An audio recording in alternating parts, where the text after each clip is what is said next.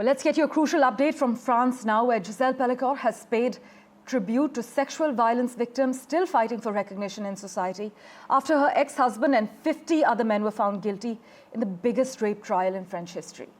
In fact, her ex-husband, Dominique, one of the worst sex offenders in modern French history, was sentenced to 20 years in prison for drugging her and inviting dozens of men to rape her in her home in the south of France for almost over a decade over their marriage.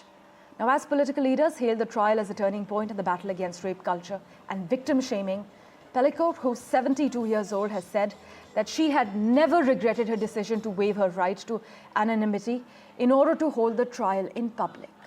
She said outside the court that on the final day of the months-long trial, she was thinking of the unrecognized victims whose stories often remain in the shadows. In fact, she said, "I want you to know that we share the same fight."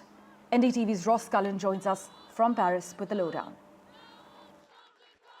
Well, after 3.5 months, one of the most high-profile trials that France has ever seen has come to a conclusion. Judges in the southern French city of Avignon giving their verdicts on Thursday, finding all the defendants guilty. Now, the man at the heart of this trial, Dominique Pelicot, the former husband of Gisele Pelicot, sentenced to 20 years in jail, the maximum sentence. That was the length of time that the prosecutors had asked the judges to apply, and they have handed down that 20-year sentence, of which he's likely to serve about 2/3 of that time behind bars, and his lawyer also has not ruled out appealing against that sentence.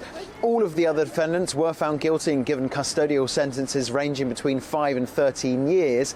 However, some of the men, at least 3 of them, did walk free on Thursday because they've already completed the required time behind bars during the trial.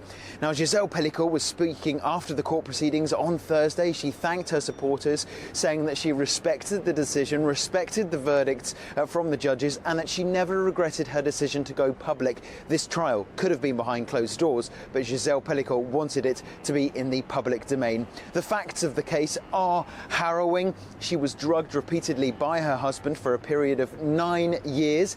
He then raped her, and he also recruited men online to come to the family house and attack Gisele Pelicot. So the trial has concluded now, but there are the possibilities that the prosecution might appeal against those sentences, asking for them to be reviewed and potentially increased.